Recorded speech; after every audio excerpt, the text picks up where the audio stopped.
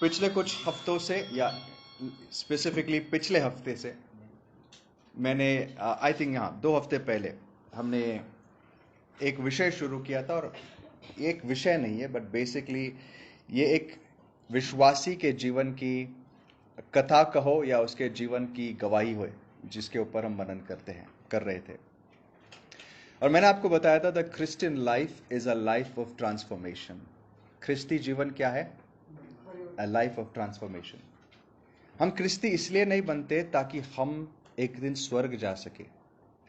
प्रभु ने हमें ख्रिस्ती या विश्वासी या उसके बच्चे या उसके राज्य के वारिस, जो भी शब्द आप इस्तेमाल करना चाहे, इसलिए नहीं बनाया कि हम यहाँ पर अपनी जिंदगी जी ले और एक दिन किसी तरीके से स्वर्ग पहुंचे और वहां पर भी आराम से रहे। ये एक सेल्फ सेंटर्ड व्यू है। ये एक ऐसा व्यू, दृष्टिकोण है जहां एक इंसान बस अपने बारे में सोच रहा है कि यहाँ मुझे अपने जिंदगी कैसी बेहतर करनी है। जितने चाहे मजे भी लूट ले, सब करे, लेकिन एक बैलेंस बनाए ताकि किसी तरीके से गलत जगह न जाओ और वहां भी जाके अच्छी जिंदगी जीनी है। फोकस क्या है? फोकस है मुझे अच्छी जिंदगी जीनी है। और ये एक बहुत कॉमन अंडरस्टैंडिंग है गॉस्पेल का। इस गॉस्पेल पर बहुत सारे चर्चेस बने हुए हैं जो ये बताते थे तुम्हारी जिंदगी बेहतर कैसी होगी। लेकिन हमें ये भूलना नहीं है कि हमें परमेश्वर ने सिर्फ हमारे लिए नहीं बुलाया। रोम करास 8:30 क्या कहता है? पढ़िए। रोम करास 8:30 पढ़िए। रोमन्स 8:29 सभी जानते हैं। रोम करास 8:30 कितने लोगों को याद है? पढ़िए। पढ़िए। हाँ। फिर जिन्हें उसने पहले से ठहराया उन्हें बुलाया भी, और जिन्हें बुलाया उन्हें धर्मी भी ठहराया है, और जिन्हें धर्मी ठहराया उन्हें महिमा भी दी है। आगे। अतः हम इन बातों के विषय में क्या कहें? यदि परमेश्वर हमारी ओर है तो हमारा विरोधी कौन हो सकता है? जिसने अपने नीच पुत्र को भी मेरे ख्याल से हिंदी में मुझे वो वर्स इतने अच्छे से ग्रास्प नहीं होते, इसके लिए मैं अपने इंग्लिश में पढ़ के फिर उसको ट्रांसलेट करूंगा। क्या लिखा है? Romans 8:30। Let's read it once again. Okay. लिखा है, moreover whom he predestined, these he also called, whom he called, these he also justified, and whom he justified he glorified। किसके लिए? सॉरी, 29 के second हिस्से को पढ़ लेना, because वहां पर वो आपको मिलेगा। 29 में, सॉरी 28 के बाद 29 एक बार पढ़ लेना। या क्योंकि जिन्हें उसने पहले से जान हाँ, लिया है, जिनको उन्होंने पहले से जान लिया है, उन्हें पहले से ठहराया भी है कि उसके पुत्र के स्वरूप में हो। बिल्कुल। तो ये सेंटेंस मुझे चाहिए था कि जिनको उसने पहले से जाना उन्हें पहले से ठहराया। क्यों ठहराया? ताकि वो उसके पुत्र के स्वरूप में हो, ढलते जाए।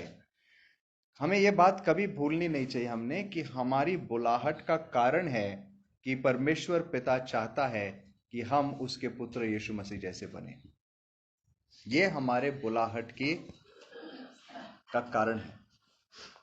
और मैंने ईश्वर ने अनेक प्रकार से अपनी सृष्टि में लिख कर रखा है। आइए सबको आने दीजिए।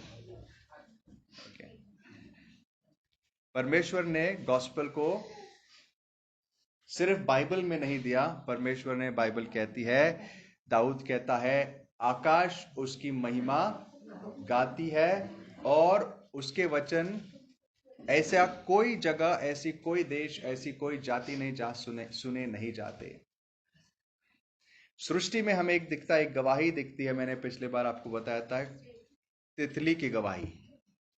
याद है तितली की सृष्टि कैसी होती है? तितली पता है ना सब लोगों को? हाँ हाँ, आइए आइए सब।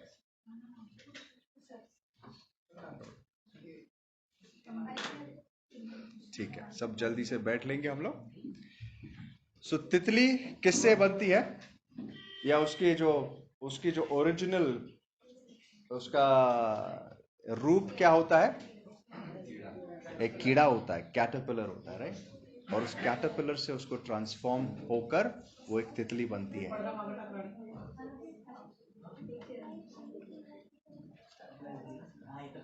ठीक है।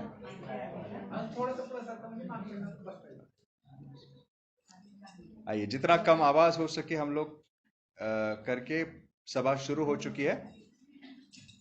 सो जैसे परमेश्वर ने सृष्टि में इस गवाही को रखा, एक बहुत ही गंदे दिखने वाले कीड़े से, जो कि डिस्ट्रक्टिव है, उसका नेचर अपने आप में, वो सिर्फ चीजों को बिगाड़ना जानता है, पेड़ों को खाना जानता है, पेड़ों को तबाह करना जानता है, वहां से लेकर किस प्रकार से वो अपने ही जाल में फंस जाता है। और जब एक समय आता है जब उसी जाल में, जिसको ककून वो बनाकर उसके अंदर, जब वो पूरी तरीके से पिघल जाता है, खत्म हो जाता है, उसका लिटरली एक लिक्विड बन जाता है, और उस लिक्विड से एक नई सृष्टि बनती है जो इतनी सुंदर होती है कि यकीन नहीं होता कि यार इसके साथ हुआ क्या, एक कीड़े से इतनी सुंदर चीज कैसे आ सकती है। सिर्फ परमेश्वर कर सकता है। और इस ट्रांसफॉर्मेशन को, जो ग्रीक शब्द इसका है, आई मीन इसका इंग्लिश शब्द है, क्या है, किसी को पता है? मेटामॉर्फोसिस। और जो ग्रीक शब्द हमें यहाँ पे मिलता है ना, जिसको हम ट्रांसफॉर्मेशन या ट्रांसफॉर्म्ड करके ट्रांसलेट करते हैं, वो वही शब्द है मेटामॉर्फो। परमेश्वर चाहता है कि हम क्या हो, हम रूपांतर या उसी प्रकार से ट्रांसफॉर्म हो जाए जैसे ये कीड़े से तितली बनती है। परमेश्वर चाहता है हम, जो हमारे पापों में, हमारे बहुत ही बद्धे गंदे अवस्था से, हमारे स्वरूप, हमारा जो स्वभाव था उसमें से परमेश्वर हमें क्या बनाना चाहता है पता है? उसके पुत्र के स्वरूप में ढलना चाहता है। ये हमारे क्रिस्ती जीवन का मकसद है। अगर हम मसीह में आज पाए जाते हैं, उसका एक ही मकसद है, स्वर्ग जाना नहीं, आशीषें पाना नहीं, हमारे जिंदगी का मकसद है यीशु मसीह जैसे बनना। इसीलिए हमारे जो कई बार चर्च में इस बात को याद दिलाया जाता है, आपको इस वचन का, हमारे थीम का हमेशा याद होना चाहिए। 1 जॉन 2:6 क्या कहता है? कोई जो भी अपने आप को मसीह कहलाता है, या ये कहता है कि मैं उसमें हूं, वैसा चले जैसा मसीह चला। तो इस बेसिस पर हमने पिछले हफ्ते या उसके 2 संडे पहले से बात करना शुरू किया था, और मैंने कहा था इस ट्रांसफॉर्मेशन की शुरुआत होती है एक नए हृदय से। ये ट्रांसफॉर्मेशन का एक प्रोसेस है। एजिकल ने कहा, परमेश्वर ने एजिकल के द्वारा कहा, जब मैं मेरे लोगों को वापस लेकर आऊंगा और नई वाचा बनाऊंगा, इजराइल की शक्ल में बदल दूंगा। आज जो इजराइल जिसके साथ मैंने वाचा बनाई, एक शारीरिक देश, ये एक चिन्ह है, प्रतिमा है उस असलियत की जो आगे आने वाले एक इजराइल को मैं बनाने वाला हूं। लेकिन उस इजराइल को बनाने के पहले मैं तुमको ये बताना चाहता हूं कि उस इजराइल में शामिल होने वाले हर व्यक्ति के साथ मैं एक काम करने वाला हूं। मैं उसको एक नया हृदय दूंगा, उसको एक नया मन दूंगा, और क्या करूंगा? आत्मा उंडेलूंगा। उसको एक नया, मेरी आत्मा उसके अंदर उंडेलूंगा। जरमाया ने भी ये बात प्रिडिक्ट की थी जब इजराइल बंदवाई में चले गया, जब लोग, इजरायली लोग, परमेश्वर के लोग बेबीलोन में फंस गए, वहां से वापस लाने के समय जरमाया ये गवाहियां देता है। और जरमाया 31 में वो कहता है, पीछे ले गए, जरमाया 31 में वो कहता है कि मैं मेरे लोगों के साथ एक नई वाचा बनाऊंगा। Can somebody complete that for me? मेरे लिए, I will make a new covenant. Hebrew करास 8 में उसको रिपीट किया गया, वही कई बार है। I will make a new covenant with you. I will write my laws on their heart. मैं मेरे हृदय, उनके हृदय पर, पहली बार मैंने पत्थरों पर वो आज्ञा लिखी, इस बार मैं क्या करूंगा? उनके हृदय पर आज्ञा लिखूंगा, उनके मनों में लिखूंगा। ये नया जीवन जो है एक नए हृदय से शुरू होता है, और उसके विषय हमने पिछले हफ्ते बात की। एक नया हृदय होता क्या है? ये कंसेप्चुअल, एक मेटाफिजिकल, या मैं कहूँ एक ऐसा मिस्टिकल चीज नहीं है कि हमें समझ नहीं आती। इसका सिंपल अर्थ है, नया हृदय मतलब परमेश्वर आपके हृदय की इच्छाओं को बदल देता है। जो हृदय परमेश्वर से दूर भागता था, वह परमेश्वर की ओर भागने लगता है। जो परमेश्वर की बातों में, उसके वचनों में कोई दिलचस्पी नहीं रखता था, वो परमेश्वर के लिए भूखा और प्यासा बनने लगता है। और जब इस नए हृदय की सृष्टि होती है, हमारा नया जीवन, नया जन्म शुरू होता है। लेकिन मैंने एक और चीज आपको बताई कि हमारे जीवन में एक नया हृदय पाना काफी नहीं है। कई बार होता है लोगों का हृदय परिवर्तित होता है, लेकिन कई सालों तक उनके जीवन में कोई बदलाहट नहीं होती, उनके जीवन में कोई परिवर्तन नहीं होता, और एक समय आता है कि वो नया हृदय कब पुराना बन गया और पुराने से बदतर बन गया, आपको पता नहीं लगता। ये बात सच है कि पिता ने, यीशु मसीह ने कहा, पिता ने बुलाए बगैर मेरे पास कोई नहीं आ सकता। लेकिन ये भी बात सच है, पिता बुलाता बहुतों को है, लेकिन बुलाए बहुत गए, चुने हुए बहुत कम है। चुने हुए किसके लिए चुने जाते हैं? अभी हमने पढ़ा, किसके लिए चुने जाते हैं? उसके रूप में ढलने के लिए। प्रभु दावत या इनविटेशन बहुतों को देता है। ऐसा कोई व्यक्ति मेरे ख्याल से होगा नहीं जो कभी चर्च गया हो, जिसके हृदय से परमेश्वर ने कभी ना कभी बात नहीं की हो। ये एहसास सभी को होता है, बुलाहट सभी को होती है, एक आकर्षण होता है, लेकिन उसमें से कितने हैं जो वहां तक पहुंच जाते हैं कि इस नए हृदय को लेकर आते हैं? प्रभु, लो मैं आ गया आपकी वेदी पर, अब मैं अपने आप को पूरी तरीके से अर्पण करना चाहता हूं। और ये करने के लिए जो सेकंड हमारे ट्रांसफॉर्मेशन का स्टेप है, वो होना बहुत जरूरी है। उसको कहते हैं एक नया मन मिलना। आइए आज के वचन को यहां से पढ़ के इस संदेश को शुरू करते हैं। एफिस करास का 4 अध्याय 9 से 11 वचन। एफिस करास 4 9 से 11। Ephesians chapter 4 verse 9 to 11. उसके चढ़ने से और क्या पाया जाता, केवल यह कि वह पृथ्वी Ephesians 4 9, okay. कि यह पृथ्वी की निचली जगहों में उतरा भी था, और जो उतर गया वह वही है जो सारे आकाश से ऊपर चढ़ा भी गया। ओके, क्षमा करना, I think I missed this one again. Ephesians 4, आप 9 से पढ़ रहे हो?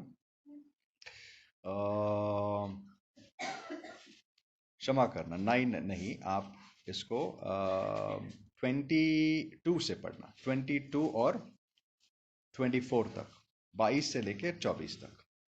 कि तुम पिछले चाल चलन से के पुराने मनुष्यत्व को, जो भरमाने वाली अभिलाषाओं के अनुसार भ्रष्ट होता जाता है, उतार डालो, और अपने मन के आत्मिक स्वभाव में नए बनते जाओ, और नए मनुष्यत्व को पहन लो, जो परमेश्वर के अनुरूप सत्य की धार्मिकता और पवित्रता में सृजा गया है। ओके, सो एक और बार इसको मराठी में पढ़ लेना, ताकि इसके ऊपर थोड़ा सा गहरा वचन है, मनन करना जरूरी है।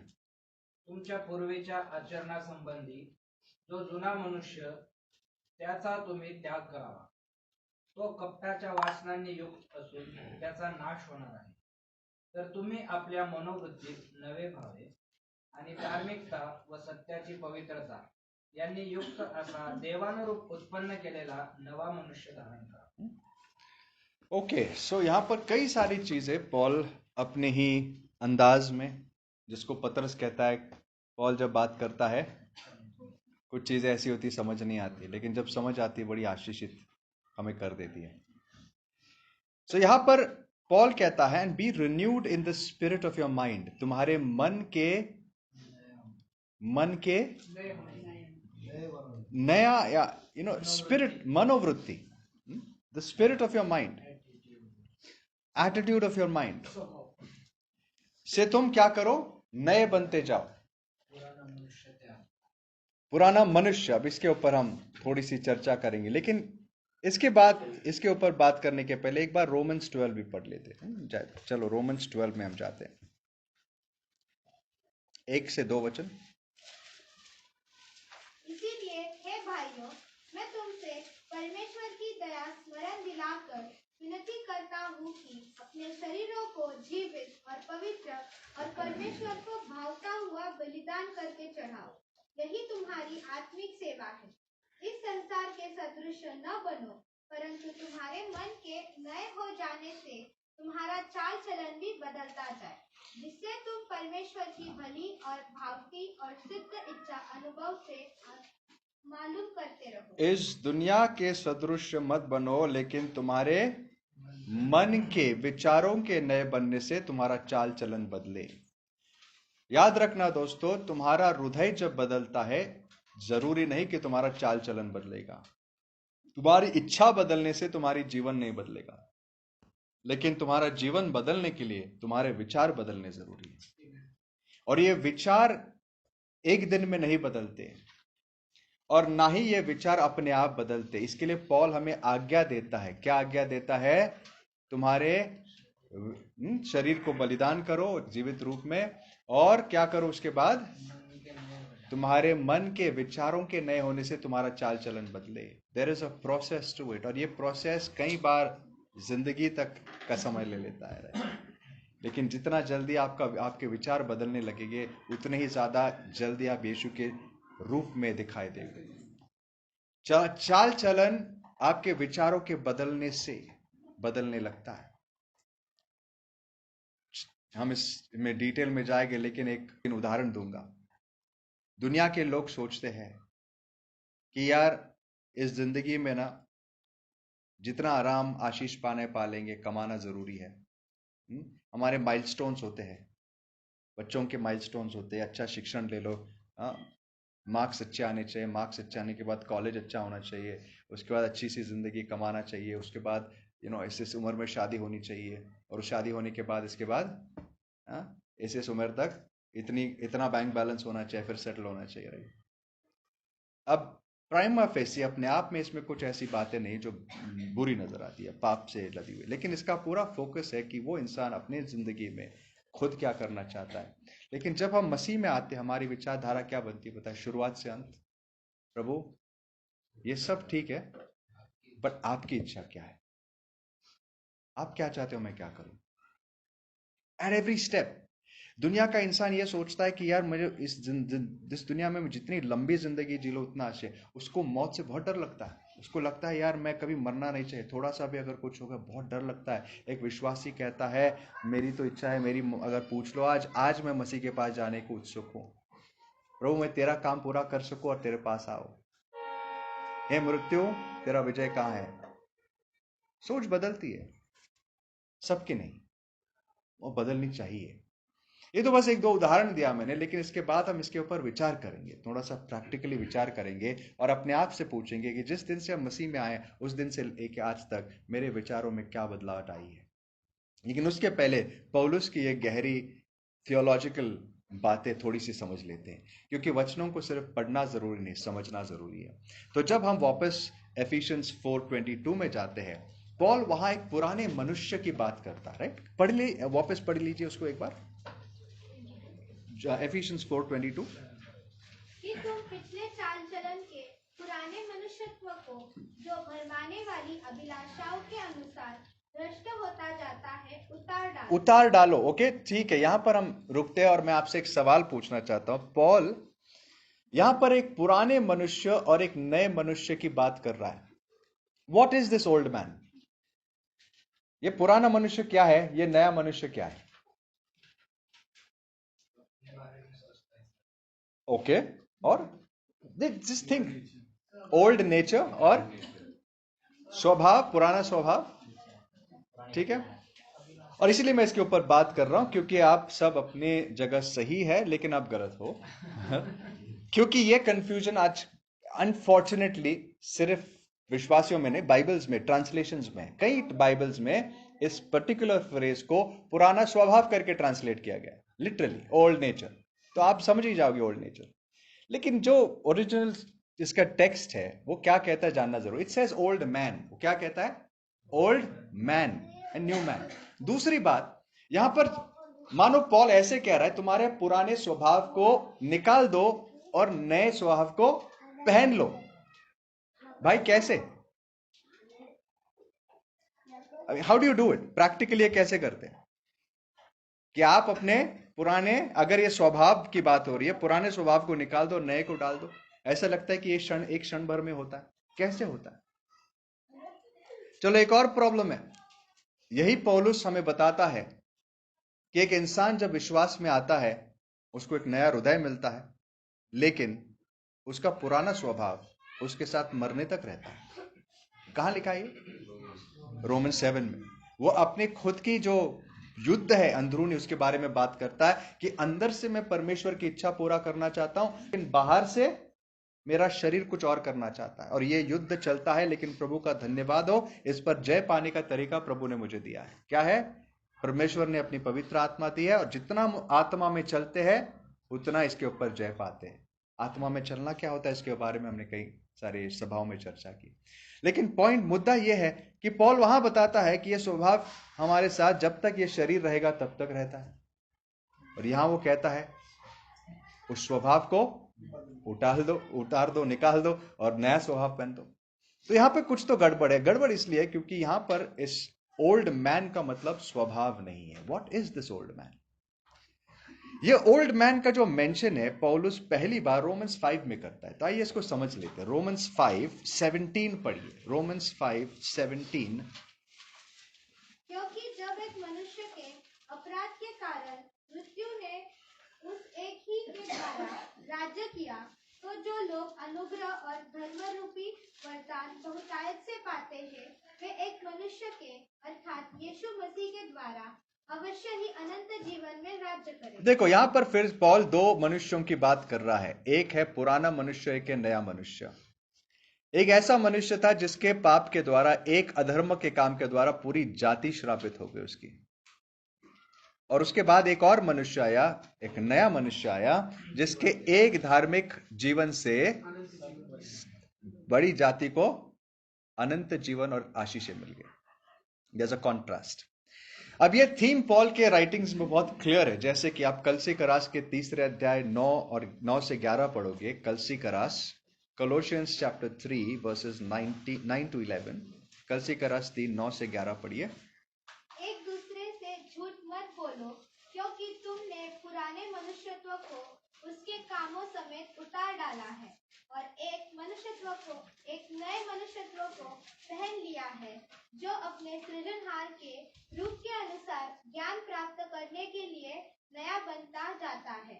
उसमें न तो यूनानी रहा, न यहूदी, न खतना रहित, न जंगली, न सपूती, न दास और न स्वतंत्र, केवल मसीह सब कुछ और सब में है। ध्यान से पढ़िए। पौलुस के सेंटेंसेस कई बार लंबे रहते हैं, इसके लिए समझने में बहुत प्रॉब्लम हो जाती है। लेट्स अंडरस्टैंड क्या लिखा है कि एक दूसरे से झूठ मत बोलो, क्योंकि तुमने पुराना मनुष्य उतार दिया। यहां तो इनफैक्ट इतिहास पास्ट टेंस में लिखा है, you have put off the old man. तुमने पुराने मनुष्य को निकाल दिया और नए को पहन लिया है। हा?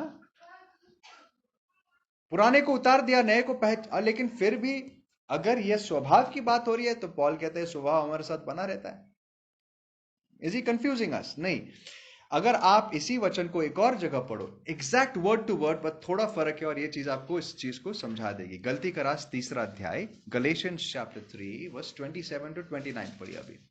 गलती का रास 3 27 से लेके 29 तक।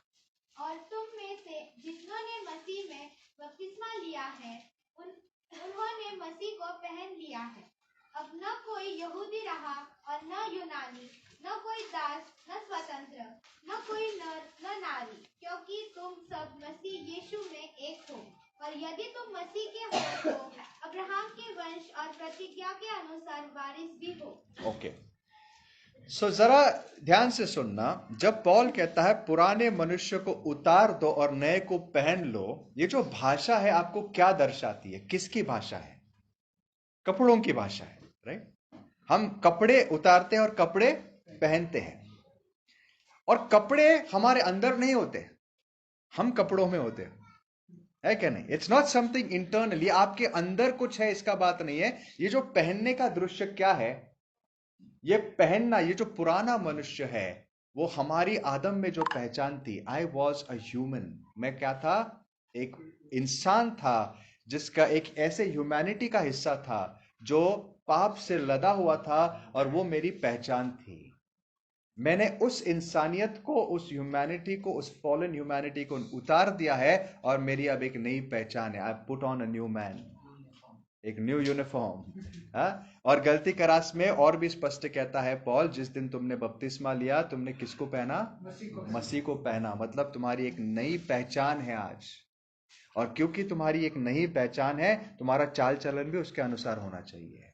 पॉल ये कहने की कोशिश कर रहा है, क्योंकि तुमने पुराने मनुष्य को उतार दिया है, उस पुरानी पहचान को तुमने त्याग दिया है, और जिस दिन तुमने बपतिस्मा लिया उस दिन तुमने ऐलान क्या किया दुनिया के सामने कि आज से मेरी पहचान क्या, आज मैं मसीह का हूं। और जब तुम वो नाम लेते हो उसके साथ एक जिम्मेदारी आती है, और वो जिम्मेदारी है कि जिस नाम को तुम धारण करते हो उसके जैसा जीवन जीना जरूरी है। लेकिन उसके जैसे जीवन जीने के लिए उसके जैसी सोच पहली होनी जरूरी है। पॉल ये कहने की कोशिश कर रहा है। सो ओल्ड मैन आपका ओल्ड स्वभाव नहीं है, उस ओल्ड स्वभाव को हमें रोज मारना है, क्रूसिफाई करना है, उसके ऊपर जय पाना है।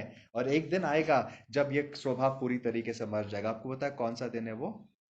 आपके मृत्यु का दिन और मेरी मृत्यु का दिन। जब हमें नया शरीर मिलेगा उस दिन पाप की कोई भी टेम्पटेशन भी हमें छू नहीं सकती, लेकिन तब तक ये युद्ध जारी रहेगा। तो यहां पर जिस ओल्ड मैन की बात हो रही है, ये ओल्ड मैन वो इंसानियत, वो आइडेंटिफिकेशन है जिसमें हम गिने जाते थे। सो प्रैक्टिकली इसका मतलब क्या दोस्तों? हम में से जितने भी आज अपने आप को क्रिश्चियंस कहलाते हैं, हमें इस बात का हमें बहुत सतर्क रहना है, राइट, कि जब हम उस नाम को परिधारण करते पहनते हैं, क्या हमारा जीवन उसके साथ मेल खाता? क्या हम उस नाम को जब लेते हैं, are we living lives worthy of it? क्योंकि अगर नहीं है तो हम परमेश्वर की दूसरी आज्ञा जो आज ऑफ कोर्स और गहराई से हम पर लागू होती है, अपने परमेश्वर का नाम व्यर्थ ना लेना। कई बार होता है ना, नाम होता है क्रिस्टियन, डिसूजा, फर्नांडिस, काम होते हैं पूरे शैतान के। कई बार होता है घर पे लिखा होगा थैंक गॉड, क्या रहेगा, Jesus died on the cross, very good, या और कहीं और कुछ रहेगा, बाहर क्रॉस होगा, लेकिन सारे पड़ोसी रोज अच्छे से वर्शिप सुनते हैं, पति पत्नी के बीच में गाली गलौच, बर्तनों का यहाँ वहां फेंका जाना, जो जो है प्यार भरी बातें जो होती है। और इससे होता क्या है पता है? इससे ये होता है कि नाम तो हमने धारण कर लिया, नाम धारण करना आसान है, लेकिन काम अगर उसके जैसे नहीं हो गया कोई फायदा नहीं, फायदा ही नहीं, ज्यादा नुकसान होगा। क्योंकि न्याय के दिन हमें और जवाब देना पड़ेगा। यार जिसने परमेश्वर का नाम कभी लिया नहीं उसको दंड होगा ही होगा, क्योंकि उसके कामों के अनुसार उसका दंड होगा। लेकिन जरा सोचिए, जिसने परमेश्वर का नाम लिया, दुनिया को बताया मैं मसीह हूं, और फिर उस मसीह का नाम सब जगह जाके खराब कर दिया, जिसके खातिर बाकी लोग ये कहते आ रहे ये मसीह लोग ऐसे होते, उसका दंड कैसा होगा? कौन सा पाप बड़ा है? दो लोग यह विचार कर रहे, एक अपने आप को अन्य जाति कहलाता है, जो भी धर्म मान लो, लोगों ही लेना देना, न्याय के दिन पे कास्ट पूछा जाएगा, caste non Christian, no problem, इधर आ जाओ, है? और वहां पे न्याय के दिन पे होगा कास्ट, रिलीजन, अरे तूने तो क्रिश्चियन लिखा है, तेरे काम इसके जैसे ही है सब। तेरे वजह से 4 लोग जो मसीह के पास आने वाले थे, मेरे पास आने वाले थे, तुझे देखकर वो वापस चले गए। ये बेहतर होता कि तेरे गले में पत्थर बांध के पहले ही मर जाता, तेरी जिंदगी पहले ही खत्म होती। बेहतर होता तू इतना लंबा क्यों जिया? कभी कभी लंबी जिंदगी श्राप बन जाती है। तो सोच बदलनी बहुत जरूरी है कि हम किस विचारधारा को रखते हैं। नाम परिधान करना बहुत अच्छी बात है। जिस दिन हम बपतिस्मा लेते, बाय द वे बपतिस्मा लेने का एक जरूरी रीजन ये है कि हम पब्लिकली यीशु मसीह को क्या करते? डिक्लेयर कर देते, कबूल करते। प्रभु में कोई ऐसा विश्वासी नहीं चलता जिसको हम अक्सर कहते हैं ना कि छुप छुप के विश्वासी, नहीं होता ऐसा कुछ। क्योंकि यीशु मसीह ने कहा अगर तुम सबके सामने मुझे कबूल करोगे तो मैं पिता के सामने तुम्हें कबूल करूंगा, लेकिन तुम लोगों के सामने मुझे ठुकराओगे या मुझसे शर्माओगे तो मैं पिता के सामने तुम्हारे सामने, पिता के सामने तुम्हारे विषय में शर्माऊंगा, ठुकराऊंगा।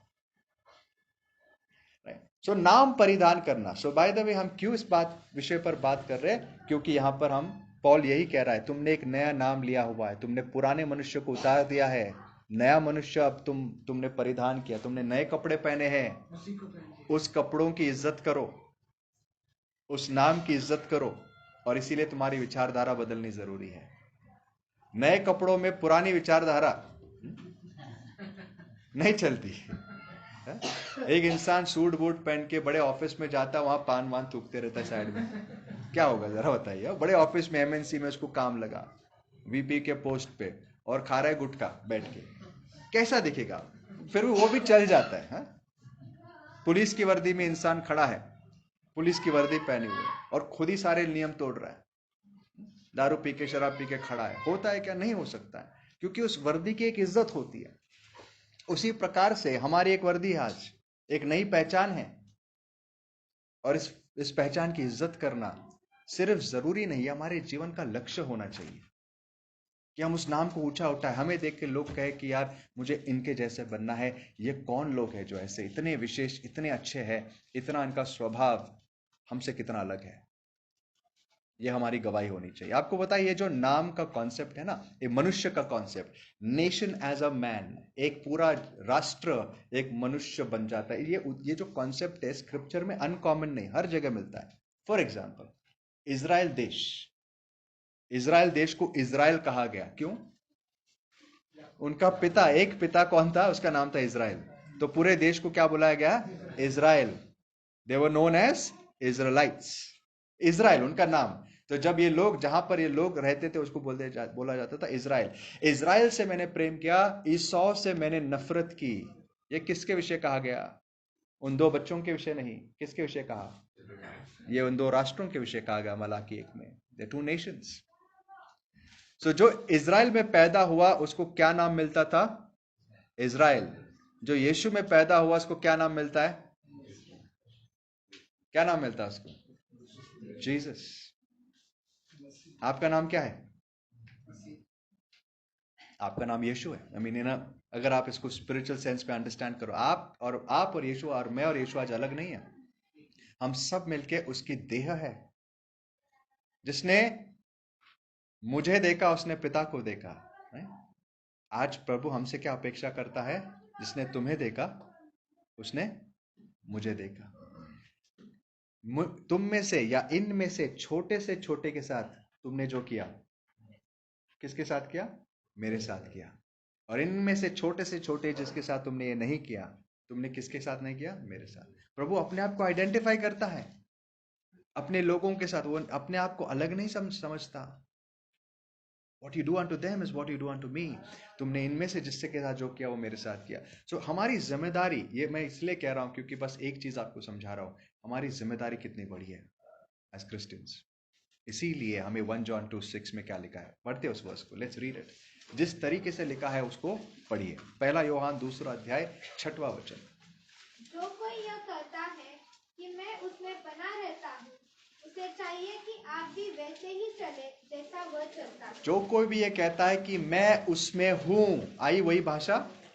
ये शर्ट मैंने पहना है, मैं इस शर्ट में हूं, बराबर है? आपने जो शर्ट कोट जो भी पहना है आप उसमें हो क्या नहीं? जो ये कहता है मैं मसीह में हूं, मेरी पहचान मसीह है, उसने कैसे चलना चाहिए? जैसे वो चला। और वो उसके जैसे चलने के लिए दोस्तों, आपको और मुझे उसके जैसे सोचना जरूरी है। We need to think like Christ. So मैं उम्मीद करता आपको ये बात क्लियरली समझ में। आपको पता है पुराने नियम में याजकों को परमेश्वर ने, पुराने नियम में ऐसे बहुत सारे लॉज हैं जो बड़े विचित्र लगते हैं। अब मैंने आपको बताया था, देयर आर कैटेगरीज। एक कैटेगरी ऑफ लॉ है सेरेमोनियल लॉज, जिनका एक ही काम था चिन्हों में बात करना। जैसे कि बलिदान, सारे बलिदान किसके बारे में बता रहे थे? यीशु के बारे में। इसलिए जब यीशु आया बलिदान बंद हो गए, क्योंकि वो सारे आगे आने वाले हकीकत के बारे में गवाही दे रहे थे। एक ऐसा नियम था, गधे को बैल के साथ जोड़े में मत बांधना। प्रैक्टिकली अगर कोई गरीब है बेचारा, उसके साथ ऑप्शन नहीं है, तो उसमें मॉरली कुछ गलत नहीं था, लेकिन उसमें एक संदेश था जो उनको मानना था। वो संदेश क्या है? मैं न्यू टेस्टामेंट में पॉल उसी सेंटेंस को यूज करके कहता है, विश्वासी और अविश्वासी ने एक जुए में उसको मत जोड़ना। एक और ऐसा नियम था, बैल के मुंह को मत बांधना जब वो ट्रेडिंग द ग्रेन कहते हैं उसको हिंदी में क्या कहते हैं? मळनी करता है।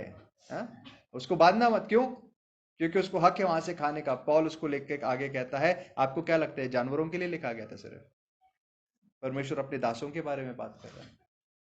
तो ऐसे लॉज थे ओल्ड टेस्टामेंट में जिनका एक ही काम था, आने वाली सच्चाई के बारे में इशारा करना।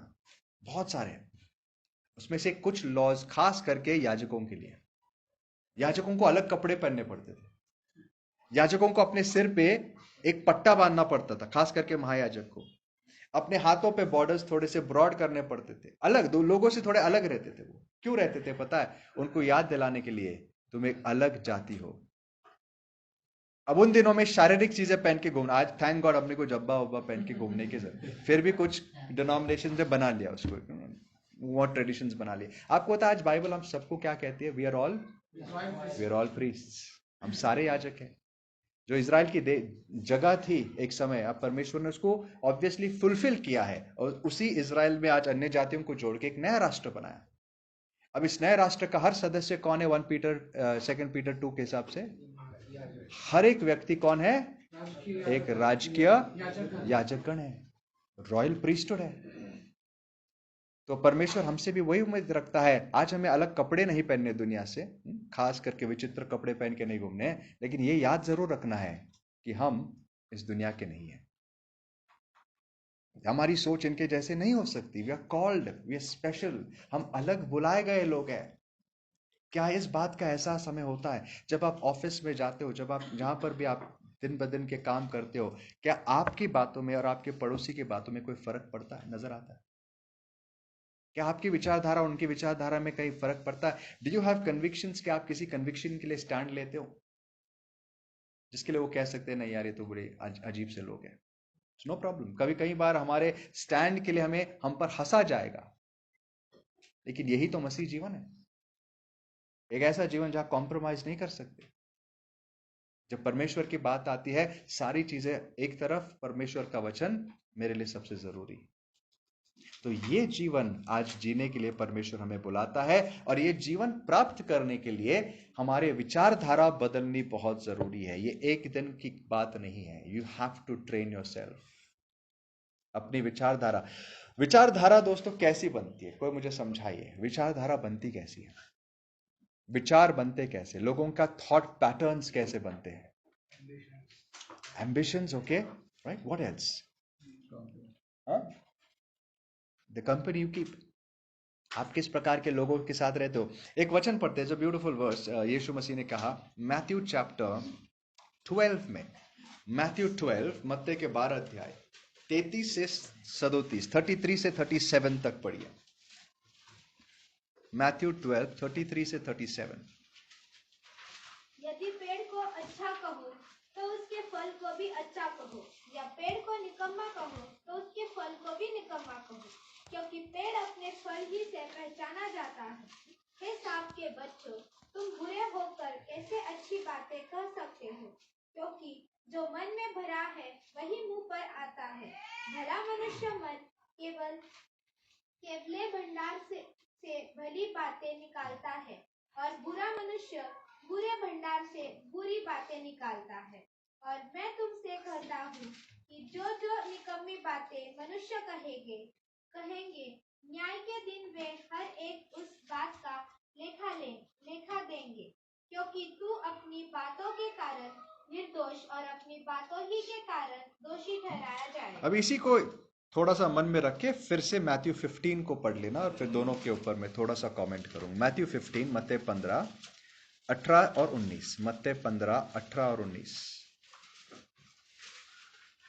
पर जो कुछ मुंह से निकलता है वह मन से निकलता है, और वही मनुष्य को अशुद्ध करता है। क्योंकि बुरे विचार, हत्या, पर स्त्रीगमन, व्यभिचार, चोरी, झूठी गवाही और निंदा मन ही से निकलती है। सो यहाँ पर यीशु मसीह एक बहुत इंपॉर्टेंट प्रिंसिपल समझा रहे हैं। वो क्या समझा रहे हैं कि तुम्हारे जीवन में जो शब्द निकलते हैं, जो भी निकलता है, सारी बातें कहाँ से निकलती है पता है? मन से। For the sake of understanding मैं आप इसको विचार कहूंगा, तुम्हारे हृदय के जो विचार है। सो जो अंदर भरा है वो बाहर आएगा।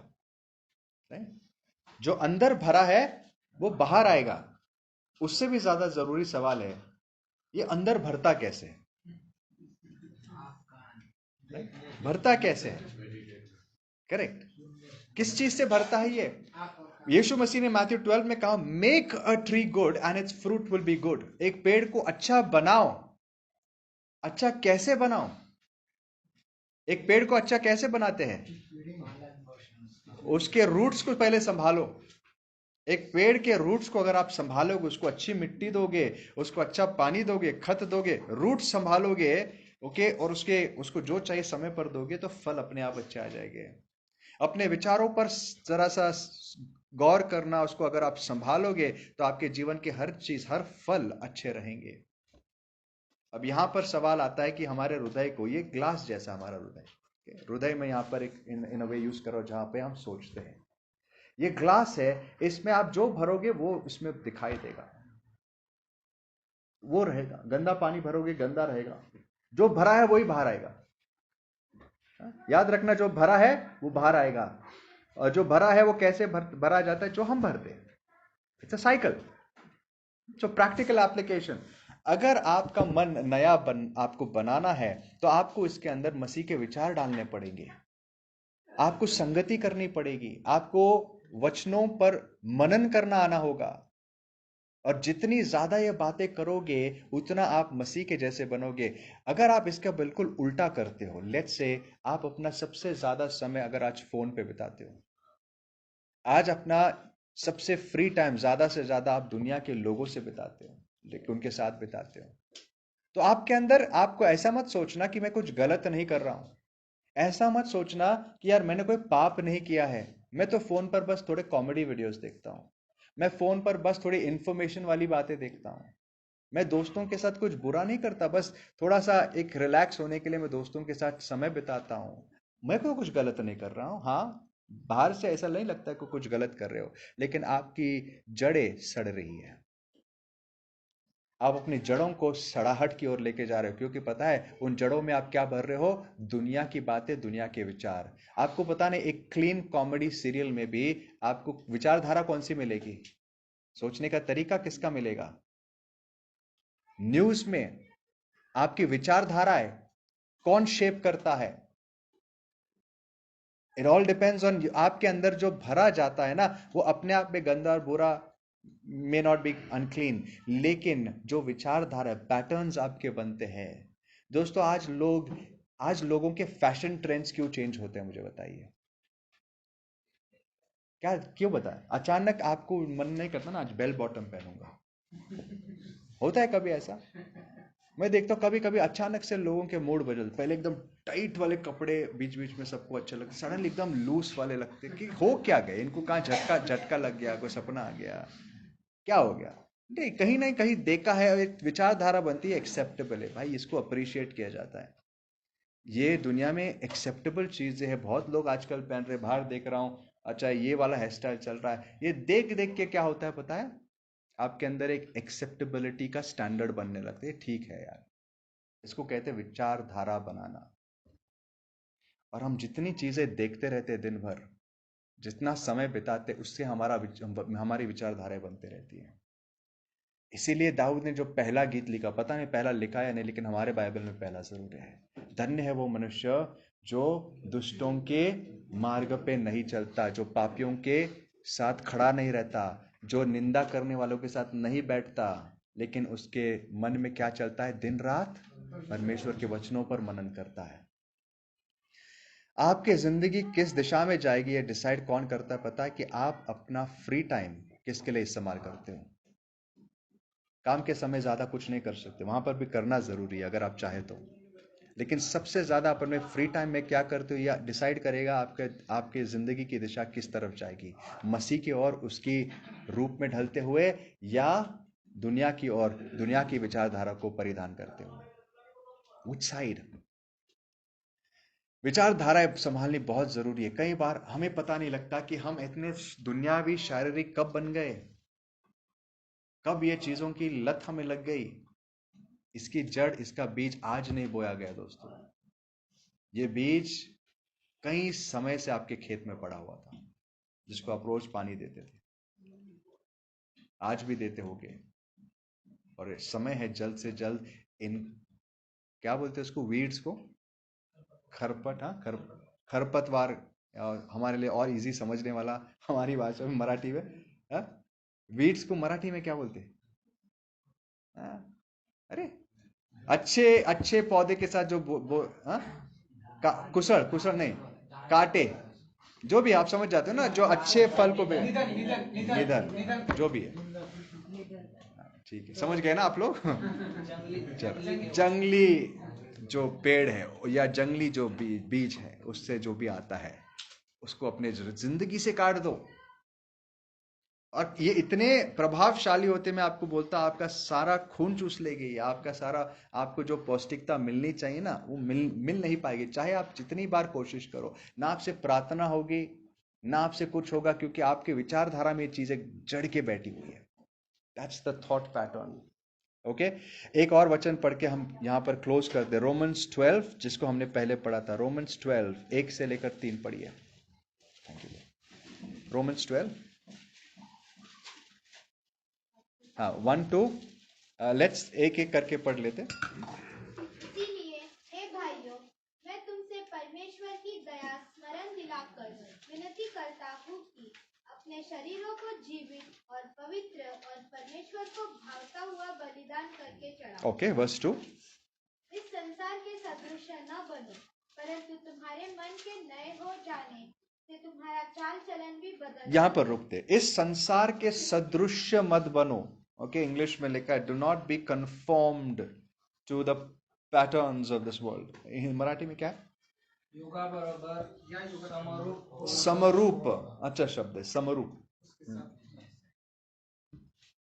हमें, आपको पता है, इजराइल को परमेश्वर ने इस दुनिया में इसलिए रखा था ताकि पूरी दुनिया इनको देख के कह सके यार हमें ऐसा बनना है। इजराइल ने क्या किया पता है? इजराइल देश बनने के बाद दुनिया को देखने लगे और बोले हमें वैसा बनना है।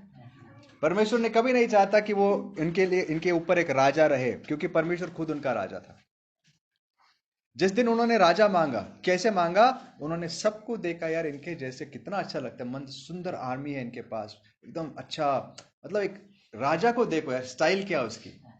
हमारे पास कोई नहीं, बीच में उठ के एक संदेह, एक प्रॉफिट आता है, लंबे हुए दाढ़ी उड़ी, ऐसे बाल, झुपराले बाल सब लेके घुंघरा, पता नहीं ऐसे अजीब से लोग हैं हमारे पास। उनका राजा देखो कितने स्टाइल में रहता है, उसके पास एक बॉडीगार्ड है, उसके पास पूरी आर्मी है, ऐसा ऐसा स्टाइल हमें चाहिए।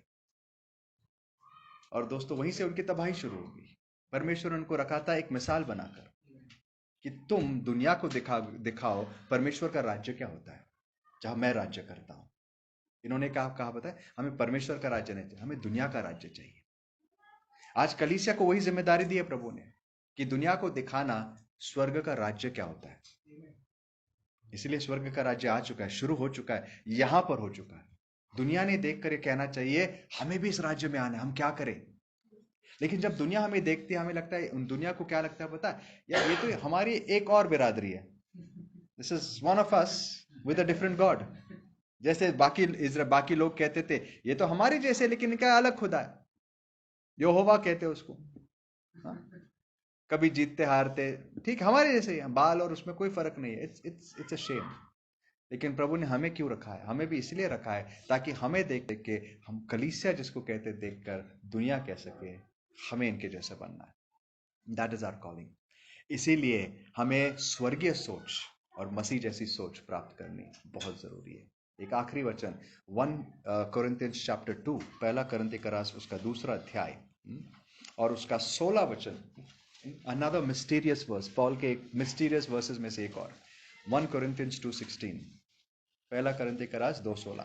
क्योंकि प्रभु का मन किसने जाना है कि उसे सिखाए, परंतु हम में मसीह का मन है। ओके, सो पॉल कहता है, ये पूरा एक इसके पहले जो डिस्कोर्स है उसका इसी विषय पर है कि आत्मिक मनुष्य आत्मिक बातों को समझता है, शारीरिक नहीं समझ पाता। और इसके ऊपर वो पूरा एक डिस्कशन करने के बाद आखिरी वचन में आता है कि परमेश्वर का मन किसने समझा है, लेकिन हमारे पास मसीह का मन है। इसका मतलब क्या है? चलो आप में से कोई मुझे समझा, मसीह का मन, आप में से कितने लोगों के पास मसीह का मन है? What does it mean? मसीह का मन मतलब क्या? उसकी जैसी सोच। ओके, सो एक बात बताओ, जिन कोरिन्थी करास के लोगों को पौलुस ये पत्र लिख रहा था, उनकी सोच कैसी थी? बिल्कुल शारीरिक थी, दुनियावी थी। लेकिन उनको प्रभु क्या कहता है, उनको पौल क्या कहता है? हमारे पास तो मसीह का मन है। ये कैसे हो सकता है? क्योंकि मसीह का मन जो है दोस्तों, कोई ऐसी मिस्टिकल चीज नहीं जो हमें ऐसे आके हमारे दिमाग में डाल दी गई, आओ तुम्हें मसीह का मन मिल गया। नहीं, मसीह का मन हमारे पास कैसा है पता है? हमारे पास मसीह के सारे जीवन की कहानी और उसके विचारों का एक कलेक्शन आज प्रभु ने दिया, जिसको हम क्या कहते हैं? गॉस्पल्स। गॉस्पल्स कहते हैं। पॉल कहता है देखो, तुम्हें आत्मिक बनने के लिए प्रभु ने सब दिया, तुम्हें उसके जैसा विचार करना आना चाहिए, और ये मन प्रभु ने दिया है। एक इंसान का मन कैसे पता चलता है पता है? अगर मेरा मन तुम्हें प्रकट करना है, कैसे प्रकट होता है? मेरी बातों से, मेरी लिखी हुई किताबों से आप एक व्यक्ति का मन जान सकते हो। तो आज पौलुस कहता है उसका मन, मसीह का मन हमारे पास है, लेकिन कितने लोग उस मन को पढ़ना चाहते हैं, जानना चाहते हैं, और उसके जैसे अपने मन को बनाना चाहते हैं? That's the question. जितना आप इसको करोगे, जितना अपने मन को उस चीज में लगाओगे कि प्रभु मैं आपके मन को समझना चाहता हूं। अगली बार जब आप बाइबल पढ़ते हो, इसलिए मत पढ़ना इसमें आपको कुछ खास मिले किसी को बताने के लिए, या आपकी ड्यूटी है करके, या आपको अच्छा लगे करके, या आशीष मिले करके, इसलिए पढ़ना क्योंकि मसीह प्रभु मैं आपके मन को जानना चाहता हूं और उसके जैसा बनना चाहता हूं। I want to know your mind. इस विचारधारा से पढ़ो। क्यों हम बाइबल पढ़ते हैं? क्योंकि जब हमारे जीवन में समस्या आते हैं, हमें यह सोचना है कि इस परिस्थिति में यीशु ने क्या किया होता। अगर आप सच में इस रास्ते पर चलने के लिए सीरियस हो, आपको पता आपकी सोच कैसे होगी। जहां जहां आपके जीवन में मोड़ आएंगे, आप ये सोचोगे इस सिचुएशन में मसीह ने क्या किया होता। घर में तनाव चल रहा है, आपको बड़ा गुस्सा आ रहा है, आप 2 मिनट रुक के सोचना अगर मसीह होता तो क्या करता। इस प्रकार से हम मसीह का मन धारण कर सकते हैं। रास्ते पर चल रहे हो, किसी ने आपकी कार को कट करके चला गया, यहां तक कुछ तो आ रहा है, यहां तक ऑलमोस्ट निकलते निकलते, लेकिन यहां कोई तो बैठा है, इसकी चिंता मत करो। ये सोचो कि मसीह यहां पर है, वो क्या सोच रहा है, वो क्या चाहता है मैं करूं। थोड़ा सा टेम्पटेशन है, पैसों की थोड़ी कड़की है, एक शेडी डील आ गई है मेरे पास, थोड़ा ऊपर नीचे 2-3 झूठ बोलने पड़ेंगे। मसीह होता तो क्या करता? क्या उसका मन हमारे पास है? मसीह होता तो क्या करता? ये पूछना आसान है, लेकिन उसका जवाब भी मिलना है ना। इसके लिए बाइबल पढ़ना जरूरी है, राइट? और एक और प्रकार से उसका मन हमें दिया गया है, उसकी आत्मा के द्वारा। समय समय पर हमें चिता सके कि मसीह होता तो ये नहीं करता, मसीह होता तो ये करता। इसीलिए again Romans 12 and there we close, Romans 12 verse 2 जो हमने पढ़ा था उसको कंक्लूड करेंगे। इस दुनिया के सदृश्य मत बनो, लेकिन तुम्हारे मन के नए होने से तुम्हारा चाल चलन बदले। और आगे, जिससे तुम परमेश्वर की भली और भावती और सिद्ध इच्छा अनुभव से मालूम कर देखो, अगर हमें परमेश्वर की इच्छा मालूम करनी है तो हमें एक चीज का निर्णय और निश्चय लेना जरूरी है। प्रभु, I am committing my life to you and to holiness. मैं मेरा जीवन तुझे पूरी तरीके से, जैसे वेदी पर बलिदान होता है, आपको पता है वेदी पर जो चीज बलिदान की जाती थी, क्या उसको वापस ले सकते थे? बिल्कुल नहीं। एक बार वहां छू लिया, वो पवित्र बन गई, उसको वापस कभी नहीं ले सकते। तो अगर हम अपने जीवन को यीशु को बलिदान के रूप में चढ़ाते, ऐसा नहीं हो सकता आज चढ़ाया कल बारबेक्यू बनाया, हाँ चढ़ा दिया अच्छा उधर, और फिर सोचा नहीं यार थोड़ा मटन का पीस अच्छा है, चलो खुद ही लेके जाते हैं। ऐसा नहीं हो सकता है। जो चढ़ाया वो चढ़ा दिया। तो अपना जीवन जब हम चढ़ाते हैं, it's at the Lord's disposal. हम ये कहते हैं प्रभु आज से ये जीवन आपका है, मेरी इच्छा नहीं आपकी इच्छा हो जाए, वट एवर मे बी। मैं तैयार हूं। अगर आप ये कमिट करते हो, परमेश्वर आपको निश्चित तौर से अपनी इच्छा प्रकट करेगा। He will tell you what to do. आपको अपने करियर्स में क्या करना है, बच्चों को कहीं हम ये सोचते हैं कि हम ये करेंगे वो करेंगे, पहले ये सवाल पूछो प्रभु क्या चाहता है, what is the Lord want. हमें ये करना है, हम यहाँ जाएंगे। जेम्स कहता है ऐसे मत बोलो कल मैं इधर जाऊंगा, वो करूंगा, ये कहो प्रभु की इच्छा हो तो मैं ये करूंगा। अपने विचारों को बदलो। हर बात में ये सोचो मसीह के विचार यहाँ पर क्या कहते हैं, आइए, समय हो गया, ज़्यादा इसके ऊपर और चर्चा नहीं करेंगे, हम प्रार्थना करेंगे। आइए।